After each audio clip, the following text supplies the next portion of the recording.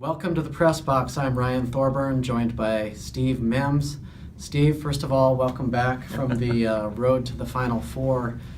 Hate to tell you this, but it's spring football already. Willie Taggart era is underway. They had a practice on Wednesday. Parts of that were open to the media. They have open practices to the public on Friday and Saturday. I guess, other than the new coaching staff, are there other storylines that you're interested in looking at this spring? I think the interesting one is the offense. With so much coming back, I think there can be an expectation that possibly this offense could be, if they can catch on to everything, the pieces are there to be pretty good this year. I think defensively it would be hard to expect a major improvement. When you bring in Jim Leavitt, you're switching the system back to a 3-4.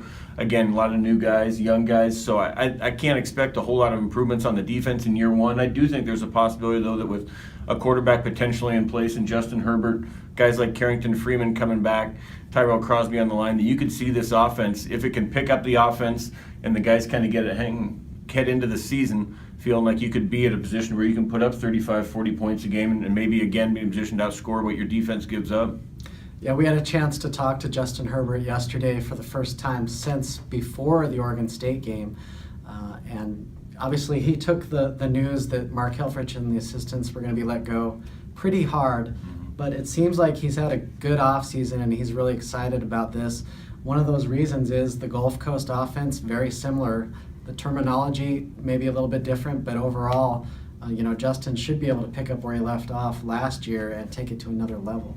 If he's the starter, which is the interesting thing that, Willie has never come out and said, and again this week, hey, this is kind of even the leading candidate for the starter. It's sort of, let's go out there and see how these guys go. So you mentioned, that Gulf Coast offense was a little bit more running than maybe we saw from Justin Herbert, but I heard where Willie, and really that was one of the things he kind of lauded Herbert for, was his ability to run. So seems like that fits in there pretty well. Maybe you taper back a little bit instead of having some guy running 25, 28 times a game, you're back closer to 15. But it will be interesting to see. I think we all anticipated it's Justin Herbert, but let's face it, last year, everybody kind of thought going in that it was going to be, Dakota Prukop, and suddenly Herbert comes over and takes it out. We've seen some quarterbacks that maybe behind the scenes the battle goes differently than it's seen in the public.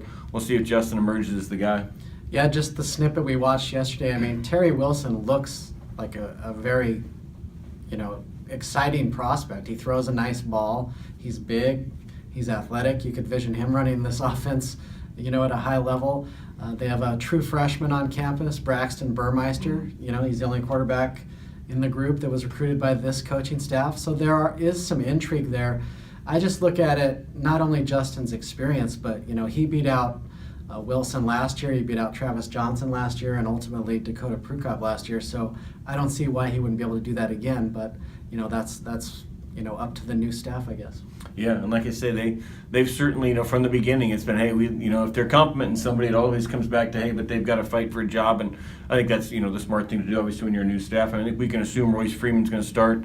Darren Carrington, who's out there, is going to start. But at the quarterback, I think they definitely want to, and part of it is also you've got young guys. You mentioned you've got a true freshman. You've got, a redshirt freshman now in Wilson, and a sophomore in Johnson. I think you want to convince those guys that, hey, this thing is open, so that they stick around and make sure they're part of it, rather than assuming that he's got a starter for the next 2-3 years and they got to look elsewhere.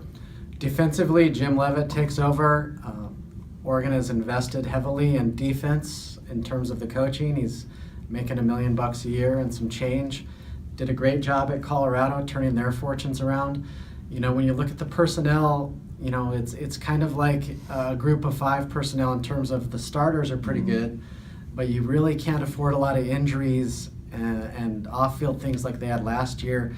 I think they'll be improved, but definitely a weak chink in the armor still. Yeah, and I think you look at last year, you went into the year, it was a new coordinator came in and he switched to a 4-3, and it was tough to pick up. Now you got a new coordinator coming in, he switches back to a 3-4. So now you got some guys who are recruited for the 4-3, some for the 3-4.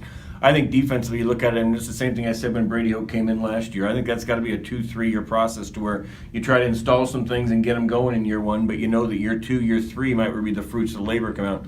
Brady Hoke didn't get year 2, year 3. Jim Leavitt, pretty sure he's going to get those. So I don't think there's quite the pressure on him this year to make sure that this thing is, right up at the top of the Pac-12. But certainly I do think you want to see some improvement, some teams being held down instead of assuming you're giving up 35 to 38 a game. Maybe see some progress from some young guys looking to the future.